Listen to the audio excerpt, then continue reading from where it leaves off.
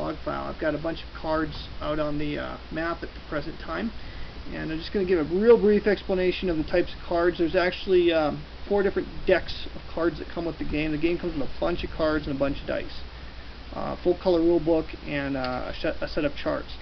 The first deck that you're going to have is a deck of targets. It's merchant vessels. They have individual paintings. It's really nice illustrations on these cards, and some information on the card, who it was sunk by, when it was sunk, how many tons it weighed, and how many victory points the card's worth.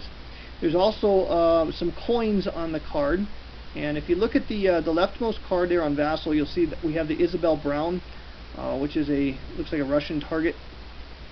And this particular vessel here, you'll see that it has a victory point level on the bottom of 3, and basically the most important information on the target cards is the victory point amount, the defense rating, and the challenge die roll and respond die roll. So what those coins do is, whenever you're given the opportunity to do a challenge or a response, that's the types of dice you're going to need to roll. The dice in the game are color coded. The D4s are going to be red dice, the D6s are white, D8s are green, and D10s are blue in the game. And we'll explain how these things work later on. But that's what those little coins and die symbols are. On the right hand side, you'll see that the target vessel has a defense rating of a red die. Looking over to the right of the Isabel Brown, you'll see we have 2 German vessels. Now, the types of warships in the game are actually divided into 3 different types. You have warships, which is like the Leipzig. Warships are German vessels, German flagged vessels, which are not merchantmen. So the Leipzig is actually a cruiser, and it's got an attack rating on the lower left, a victory point level that your opponent will score if he is able to sink it, and then there's a defense rating on the right hand side of the warship. Second type of combat vessel, I should say, is pirates. Now, pirates look like warships. You'll see that the Leipzig is a warship, and then you have the Prinz Ethel Friedrich. This one here looks like it's a warship, but it's not. You'll see it's got a pirate flag next to the German Kriegsmarine ensign up in the upper left-hand corner of the ship. And by the way, some of the vessels here you'll see have little symbols on the upper right-hand corner, like a pile of coal or a picture of the hull. Those are for optional rules, and we're not really going to get into those tonight. Pirates are a little bit different from warships in one respect, and that is they cannot be attacked by your opponents until they are recognized as a pirate. Basically, these are merchantmen that they disguised with weaponry, and so at first glance it looks like it's a merchant vessel, and then they unfurl the guns and they could move in on an enemy target ship. So until the enemy recognizes this as a pirate, it cannot be attacked directly.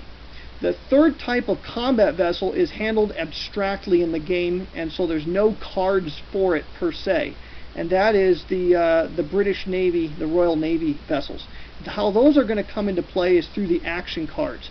You'll see the action card that I dragged over here, the AMC HMS Carmania. This particular action card is basically a Royal Navy vessel that can be used to attack either revealed or recognized pirates or German warships. Also, each card, every single card in the game actually has an intercept capability on it. So all of the action cards, if you look along the left-hand side, you'll see that there's a brown border on it, and that is the intercept side of the card. You can use those cards to intercept with a warship or a pirate, or you can use it to intercept with an abstract Royal Navy vessel. When you choose to intercept with an abstract Royal Navy vessel, you use the attack coin on the right-hand side of the actual action card. So that's how the different types of warships work in the game.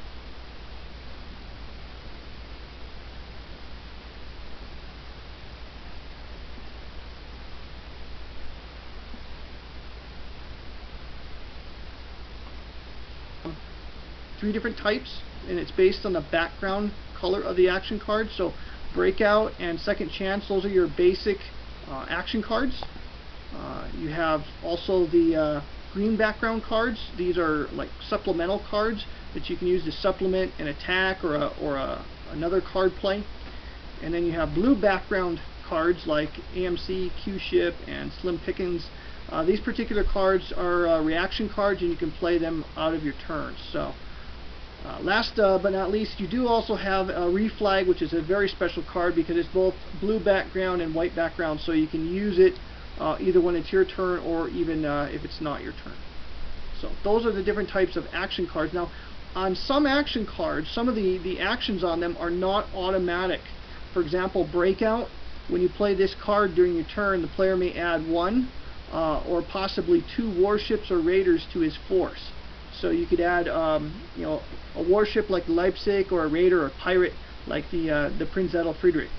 Now, in order to do this, when you play the card, what's going to happen is the player playing the card is going to roll dice that are shown in the challenge coin on the card. So if you look at Breakout,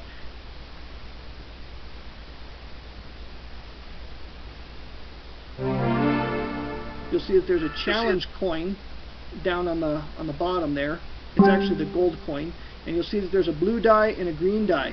And so what he would do is he would roll both of those dice, just like this, and then you take the highest die roll that you rolled, and that's going to be your result.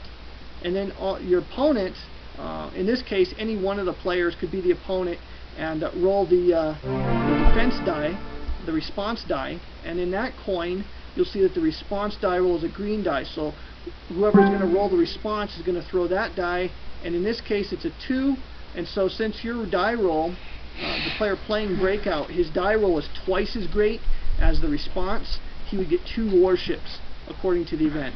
Now if he rolled the die and it was greater than but not double than the response roll, then he would get 1 warship according to the event. So that's how the challenges and responses work. If there's no challenge or response coin, like for example Second Chance, then the event automatically happens. But whenever there's a challenge and response coin, it's not necessarily an automatic play. So does that make sense to everyone? Okay, what I'm going to do now is go ahead and discard all of these cards.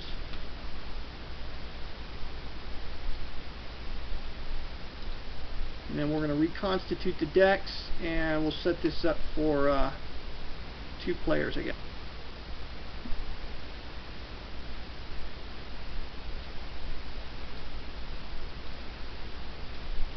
Okay, what we're going to do here, now whenever you play the game is actually going to be played in a number of rounds.